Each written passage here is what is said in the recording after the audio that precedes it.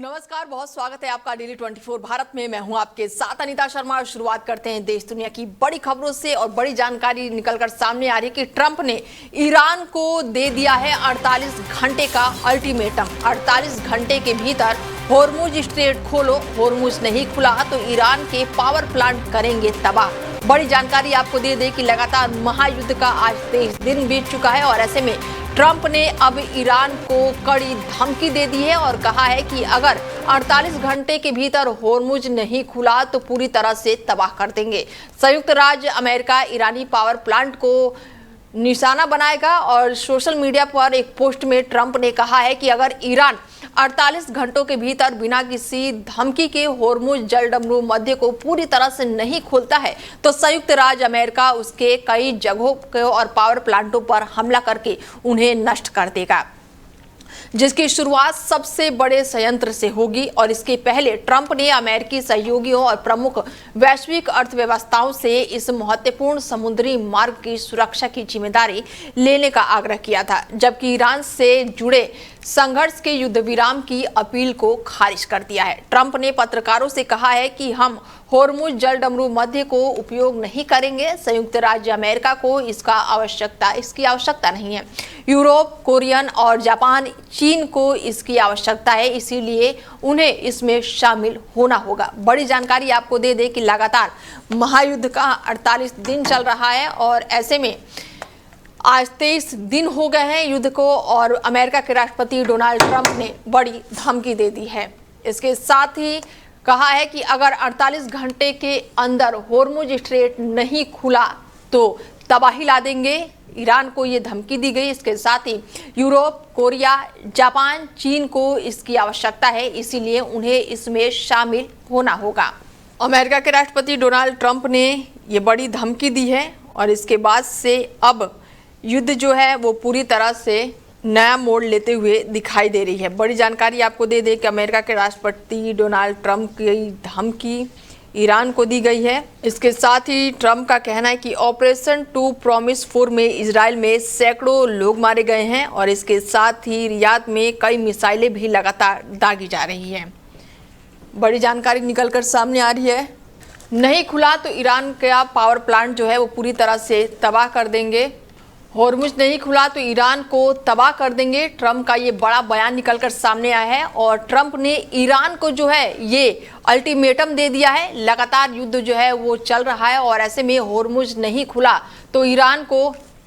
और हमारे साथ इस चर्चा के साथ ही जुड़ चुके हैं त्यागी जी हैं और उनसे बातचीत करते हैं कि क्या कुछ जानकारी देते हैं हमें हमारे दर्शकों को, क्योंकि ट्रंप ने ईरान को अब धमकी दे दिया है और कहा है कि 48 घंटे के अंदर अगर होर्मुज नहीं खुला तो पूरी तरह से ईरान को तबाह कर देंगे।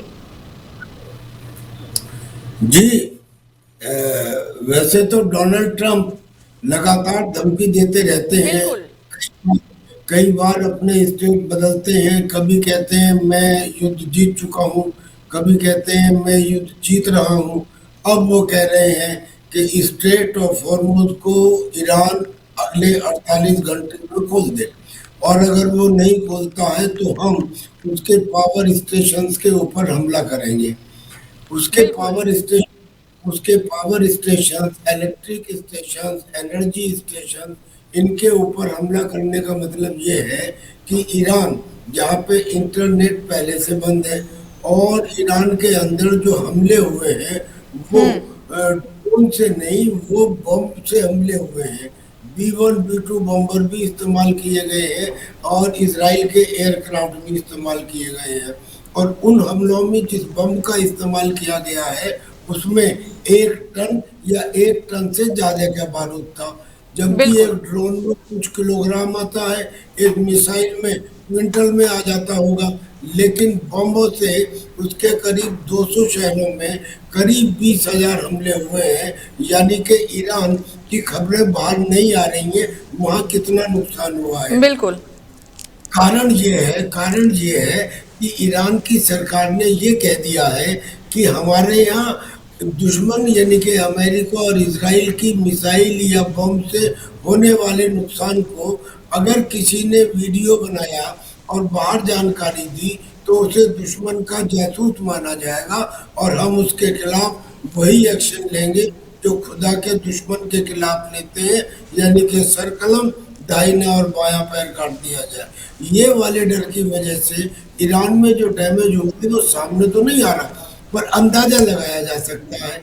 और ऐसे में जब इतने घाव हो गए हो, ऊपर से इंटरनेट बंद है, और अब ऊपर से अगर उसके एनर्जी ठिकाने यानी कि पावर, बिजली और पानी भी बंद कर दिया जाएगा, तो ईरान की सिचुएशन क्या होगी ये समझी जा सकती है। बिल्कुल। तो जी, तो इसमें डोनाल्ड ट्रंप ने जो कहा है वो मैं समझता हूँ दुनिया के फेवर में है। किसी को ये अधिकार नहीं है कि नेचुरल ठिकाने को अपने बाप की बपौती समझ ले और कह दे कि स्ट्रेट ऑफ हॉर्मुज बंद, यमन में हूती कह दे लाल सागर बंद, उधर चाइना कह दे साउथ चाइना सी बंद। What is this nonsense? यानी कि बिल्कुल। जो बाउंड्रीज है उनको बंद करने का किसी को अधिकार नहीं है। अगर अमेरिका इसे खुलवा रहा है तो दुनिया उनके साथ आएगी। ब्रिटेन ने आना शुरू भी कर दिया है और बाकी लोग आहिस्ता आहिस्ता आ रहे हैं। बिल्कुल सर। सर ऐसे में तो 23 दिन आज हो चुके हैं युद्ध को, किसी ने सोचा भी नहीं होगा कि ईरान इतने समय तक टिका रहेगा। तो क्या लग रहा है कि पीछे से कोई सपोर्ट कर रहा है ईरान को? यकीनन, यकीनन इसमें शक क्या है। दरअसल में युद्ध के दौरान पहले से तो सपोर्ट चल ही रही थी, लेकिन युद्ध के दौरान रशिया ने ईरान को MIRV टेक्निक दी है। कौन सी बिल्कुल। टेक्निक? MIRV यानी कि एक ही मिसाइल से आप 10-12 टारगेट को एक साथ ध्वस्त कर सकते हैं। चाइना ने उनको प्लेनेटरी मिक्सर दिए हैं। किस लिए? ताकि सॉलिड फ्यूल बनाया जा सके। सॉलिड फ्यूल किस लिए? क्योंकि बैलिस्टिक मिसाइल जो सॉलिड फ्यूल पे चलती हैं उनको तैयार करने में 10-12 मिनट लगते हैं, जबकि लिक्विड फ्यूल वाली को 4-5 घंटे लग जाते हैं। लिहाजा तुरंत एक्शन लेने की कार्रवाई और इफेक्टिव एक्शन लेने की कार्रवाई में रशिया और चाइना दोनों ने मदद की है। इतना ही नहीं, चाइना ने अपना एक स्पाई शिप ओमान के पास भेजा था, जिसमें बिल्कुल। 10 बड़े रडार लगे हुए थे जो 6000 किलोमीटर के रेंज में किसी भी टारगेट की इंफॉर्मेशन को लेकर ईरान को दे रहे थे। वरना ईरान के पास ऐसी कोई सैटेलाइट कम्युनिकेशन सिस्टम नहीं है कि वो एग्जैक्टली अमेरिका और इजराइल के ठिकानों को पता कर सके। तो रशिया और चाइना ने मदद की है, पर इससे ज्यादा मदद नहीं कर सकते। बिल्कुल। ऐसे में सर एक सवाल मेरा आपसे और है कि क्या इस युद्ध में ट्रंप जो है अब अलग थलग पड़ गए हैं? क्यों इजराइल भी है वो हाथ उठा दिया है कि हमने तो बोला नहीं था, ट्रंप भी अलग ही बयान दे रहे हैं, यानी कि दोनों के सुर बदल गए हैं। तो क्या ट्रंप अलग पड़ गए हैं? बिल्कुल जी नहीं, दोनों के सुर नहीं बदले हैं।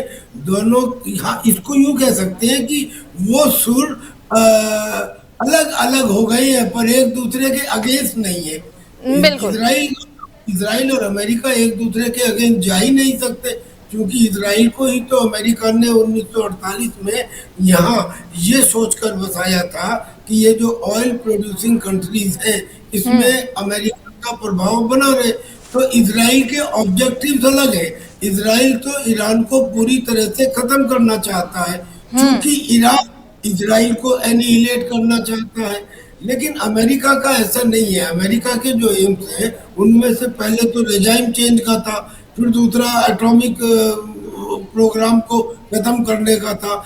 जबकि इजराइल का एक ऑब्जेक्टिव ये है कि उसके मिसाइल की रेंज 300 किलोमीटर से ज्यादा ना हो। ये वाला ऑब्जेक्टिव अमेरिका का नहीं है, ये इजराइल का है। तो इजराइल के जो ऑब्जेक्टिव थे वो थोड़े से अलग तो है, पर ऐसा नहीं कि वो अमेरिका के खिलाफ है। यानी ये कहना कि इजराइल और अमेरिका के बीच में दरार पड़ गई है, ये उचित नहीं होगा। दोनों मिलके एक दुश्मन से लड़ रहे हैं, इसमें तो कोई दो राय नहीं हो सकती। तो सर ऐसे में क्या लग रहा है भारत पर इसका क्या असर देखने को मिलेगा आने वाले समय में? क्योंकि ऑलरेडी आप देख रहे हैं, मुझसे ज्यादा समझ है आपको, क्योंकि गैस को लेकर अगर बात करें, तेल की बात करें, तो क्या आने वाले समय में भारत में और भी महंगाई बढ़ सकती है? देखिए, पहली बात तो ये कि भारत इसकी वजह से सबसे ज्यादा इफेक्टेड होगा, क्योंकि हमारा 40% ऑयल, 50% एलपीजी और 80% एलएनजी इस स्ट्रेट ऑफ हॉर्मुज के थ्रू आते थे। अब तेल के मामले में तो हमने अपने रिजर्व रख लिए थे और दूसरे देशों से लेना शुरू कर दिया, तो वहां तो प्रॉब्लम नहीं आई। लेकिन गैस के मामले में क्योंकि हम ज्यादा रिजर्व नहीं रख सकते थे, उसको रिजर्व करना में बहुत टेक्निकल प्रॉब्लम्स हैं, तो इसलिए गैस की हमारे पास कमी पड़ गई।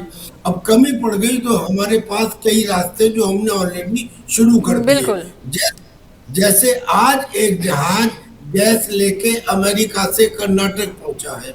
इससे पहले 3 जहाज गैस और तेल लेके ईरान से हिंदुस्तान आ चुके, स्ट्रेट ऑफ हॉर्मुज से हिंदुस्तान आ चुके हैं। 2 और जहाज आने को तैयार है। ये तो एक हुआ। दूसरा, मैं ये कहना चाहता हूँ कि एक समय आया था जब हमारे यहाँ गेहूं की कमी हो गई थी। लाल बहादुर शास्त्री ने कहा कि भाई जब की घड़ी है तो हमें सबे मिलकर काम करना चाहिए। उन्होंने कहा कि एक दिन रात का खाना नहीं खाएंगे, होटल भी उस रोज बंद रहेंगे। पूरा देश उनके साथ खड़ा हो गया, प्रॉब्लम को बिल्कुल। हमने किया। आज की तारीख में ऐसा है कि जरा सी बात हो जाए लोग चिल्लाने लगते हैं, मर गए मर गए मर गए। अरे थोड़ा सा एब्जॉर्ब करो, दुनिया के अंदर वर्ल्ड वार सामने दिखाई दे रहा है, लड़ रहे हैं लोग बाग। दूसरे देशों में यूरोप के अंदर गैस की कीमत 30% बढ़ चुकी है, 30% बल्कि मैं गलत, 40% बढ़ चुकी है। और ऐसा ही सब देश परेशान है। ऐसे में हिंदुस्तान के अंदर अगर थोड़ी बहुत डिले हो गया या थोड़ा बहुत रेट बढ़ गया और उसमें आप चिल्लाने लगे ठीक है। तो ऐसा लगेगा कि आप देश का नहीं ठीक है। अपना ख्याल रखोगे। ठीक है सर, समय देने के लिए और जुड़ने के लिए बहुत शुक्रिया सर। बता दें कि इजराइल और अमेरिका के साथ साथ ईरान के महायुद्ध का आज 23 दिन हो चुके हैं और ऐसे में डोनाल्ड ट्रंप जो हैं उन्होंने चेतावनी दे दी है और ट्रंप ने ईरान को 48 घंटे का अल्टीमेटम दिया है। बड़ी जानकारी आपको दे दें कि 48 घंटे के भीतर अगर होर्मुज नहीं खुला तो डोनाल्ड ट्रंप ने कहा है कि ईरान में तबाही ला देंगे। बड़ी जानकारी आपको दे दें कि ट्रंप ने ईरान को ये अल्टीमेटम दिया है होर्मुज स्ट्रेट खोलने का, और अगर होर्मुज स्ट्रेट नहीं खुला तो 48 घंटे के भीतर अमेरिका के राष्ट्रपति डोनाल्ड ट्रंप ने अल्टीमेटम दिया है कि ईरान में तबाही लाएंगे। वहीं इस महायुद्ध का आज 23 दिन है और ऐसे में मिसाइलों की बारिश लगातार जारी है और ऐसे में इजराइल जो है वो पूरी तरह से दहल उठा है। ईरान ने इजराइल में तबाही मचा दी है। ये तस्वीरें हम आपको दिखा रहे हैं कि किस तरह से तबाही मची हुई है। इजराइल, अमेरिका और ईरान के बीच कई दिनों से जंग जो है वो लगातार जारी है और इस जंग की वजह से चारों तरफ हाहाकार मचा हुआ है और इसका असर इन 2 देशों के अलावा कई अन्य देशों पर भी पड़ रहा है। तेल और गैस भी महंगी हो गई है और इसी बीच ईरान ने अराद और डिमोन पर भी बड़ा हमला किया है और इसके बाद से दावा करते हुए ईरान ने कहा है कि इजरायली आसमान पूरी तरह से असुरक्षित हो गया है और इस हमले में 100 लोग घायल हो गए हैं। हमले के बाद से ईरान ने IRGC एयर स्पेस और फोर्स के हेड मैनेज जनरल सईद ने कहा है कि ईरान अब कब्जे वाले इलाके का आसमान पर हावी है। उन आसमानों में भी होने वाले हमलों के आने वाली लहर जो है US और इजराइल को हैरान कर देगी और इस पल से मैं कब्जे करने वाले इलाकों को आसमान पर ईरान के बेटों को मिसाइल दागने का ऐलान करता हूं। आने वाली लहरों में इस्तेमाल होने वाले नए टैक्टिक्स और लॉन्च सिस्टम जो है अमेरिका के कमांडरों को हैरान कर देंगे और आज रात कब्जा करने वाले क्षेत्रों में दक्षिण का आसमान घंटों तक रोशन रहेगा। इजरायली एयरफोर्स इस बात की जांच करेगी कि इजरायली सुरक्षा बल दक्षिणी शहर अराद से सीधा हमला करने वाली बैलिस्टिक मिसाइलों को रोकने में कैसे नाकाम रहे। हमले के बाद से इजराइल के प्रधानमंत्री बेंजामिन नेतन्याहू ने रविवार को अराद के मेयर से बातचीत की और घायलों के लिए दुआ की। साथ ही कहा कि ईरान शासन में जानबूझकर आम लोगों पर मिसाइलों से हमला करने के बाद से यह तबाह हुआ है। बच्चे समेत 100 से ज्यादा लोग घायल बताए जा रहे हैं और इस प्रभावित इलाकों में 150 परिवार को बाहर भी निकाला गया है। और खबरों में आगे बढ़ती हैं और बड़ी जानकारी सऊदी से निकलकर सामने आ रही है, जहां पर सऊदी का बड़ा एक्शन। सऊदी ने ईरान पर डिप्लोमेट को निकाला है और ईरानी जो है राजनयिकों को 24 घंटे में देश छोड़ने का आदेश दे दिया है। आक्रामकता बर्दाश्त नहीं की जाएगी, सऊदी का बयान निकलकर सामने आया है। ऐसे में सऊदी अरब के विदेश मंत्रालय ने घोषणा की है कि सऊदी अरब ने कई ईरानी राजनयिक कर्मचारियों को निकाल दिया है और इसके साथ ही आगे भी कड़े कदम उठाने की चेतावनी दी है। और ये कदम तेहरान पर अपने क्षेत्र गल्फ और कॉपरेशन काउंसिल के सदस्य देशों और दूसरे अरब और इस्लामी देशों पर बार बार हमले करने वाले आरोप लगाने के बाद उठाया गया है। एक बयान में मंत्रालय ने उस कामों की कड़ी निंदा की है जिन्हें उसकी ईरानी आक्रामकता की खुली मिसाल बताया है। मंत्रालय ने कहा है कि सऊदी के संप्रभुता नागरिकों के बुनियादी ढांचे और आर्थिक हितों और राजनयिक मिशनों को लगातार निशाना बनाना अंतर्राष्ट्रीय कानून, संयुक्त राष्ट्र सुरक्षा परिषद के संबंधित प्रस्ताव और अच्छे पड़ोसी होने के नियमों को तोड़ता है। मंत्रालय ने आगे कहा है कि ऐसे काम बीजिंग घोषणा के उल्टे और इस्लाम के सिद्धांतों के प्रति ईरान की घोषणा प्रतिबद्धता को कमजोर करता है। साथ ही ये भी कहा गया है कि ईरान का व्यवहार उनके कथनी के अनुसार नहीं है। मंत्रालय ने चेतावनी दी है कि लगातार हो रहे हमलों में तनाव और भी ज्यादा बढ़ता जा रहा है और खतरा भी बढ़ा है और इससे अभी और भविष्य में संबंधों पर काफी असर पड़ सकता है। मंत्रालय ने इस बात की पुष्टि की है कि ईरानी मिलिट्री जो है उसको पूरी तरह से दूतावास के 3 अन्य कर्मचारियों को पोर्शन नॉन ग्रेट घोषित कर दिया गया है और उन्हें 24 घंटे के भीतर देश छोड़ने का आदेश दिया गया है। और ऐसे में महाजंग के बीच दमदार कूटनीति देखने को मिली है। एक और एलपीजी कार्गो शिप जो है वो भारत पहुंचा है। बड़ी जानकारी निकलकर सामने आ रही कि दमदार कूटनीति के चलते एक और एलपीजी कार्गो शिप जो है वो भारत पहुंच गया है। बड़ी जानकारी निकलकर सामने आ रही है कि मिडिल ईस्ट में जंग की वजह से हालात जो है वो बेहद ही खराब है और ईरान और इजराइल अमेरिका के बीच जंग छिड़ी हुई है और इस जंग का सबसे बड़ा असर पड़ा है होर्मुज की खाड़ी पर, जहां पर पतला समुद्री रास्ता जिससे दुनिया का 20% तेल और गैस गुजरता है। ईरान ने धमकी दी है कि जो जहाज इस रास्ते से निकलेगा उस पर हमला होगा। बस इतना सुनते ही सैकड़ों जहाज वहां पर लंगर डालकर रुक गए हैं। भारत के भी कई जहाज खाड़ी में फंसे पड़े हैं। सवाल उठ रहा है कि अगर गैस के जहाज नहीं आए तो भारत में रसोई गैस का क्या होगा? क्या घरों के चूल्हे बुझ जाएंगे? लेकिन भारत पहले से ही तैयार था।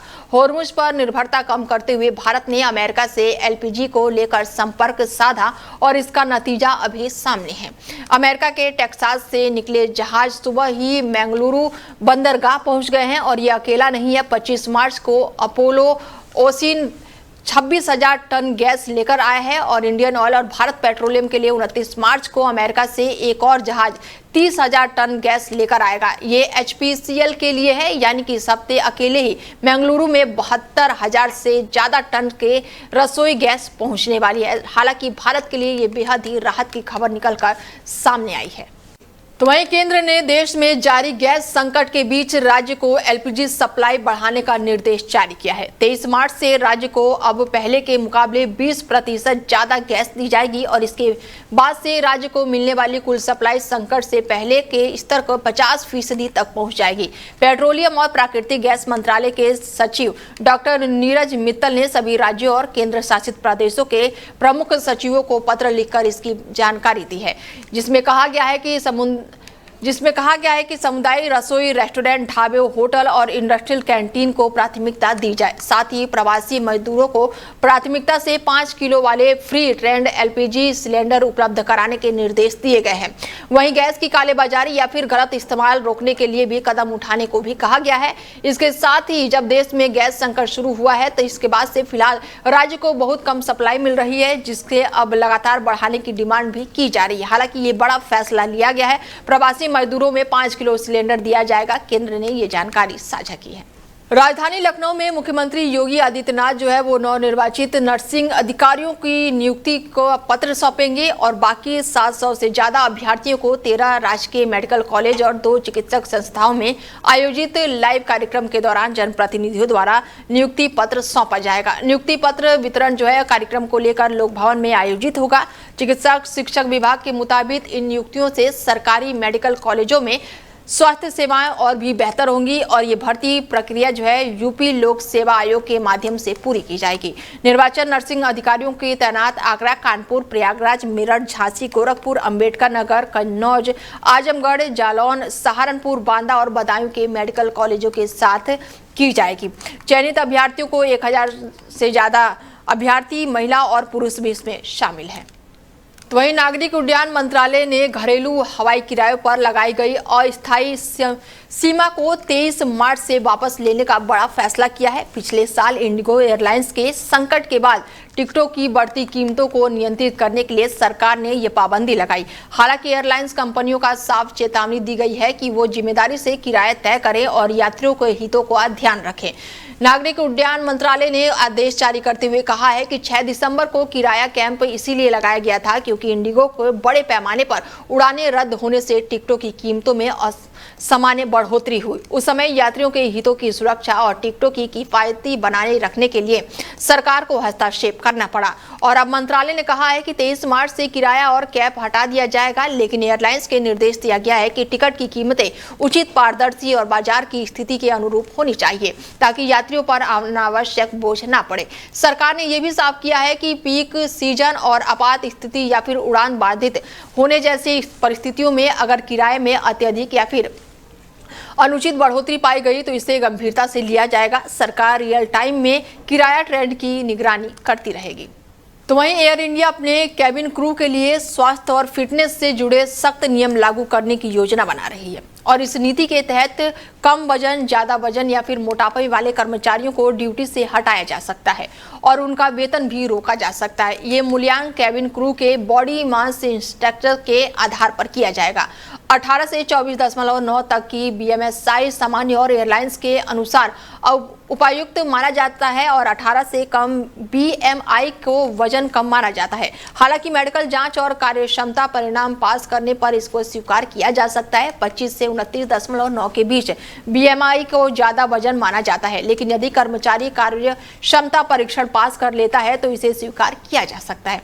1 मई से लागू होने वाले इस नीति के अनुसार 30 या उससे अधिक BMI को मोटापा माना जाएगा और ये स्वीकार नहीं होगा। अगर कोई कैबिन क्रू सदस्य कम वजन या फिर ज्यादा वजन का पाया जाता है तो उसे ड्यूटी से हटाया जाएगा और उसकी कार्य क्षमता परिणाम कम होगा। अगर वो परीक्षा में पास नहीं होता है तो उसे मंजूरी मिलने तक बिना वेतन पर ही रखा जाएगा।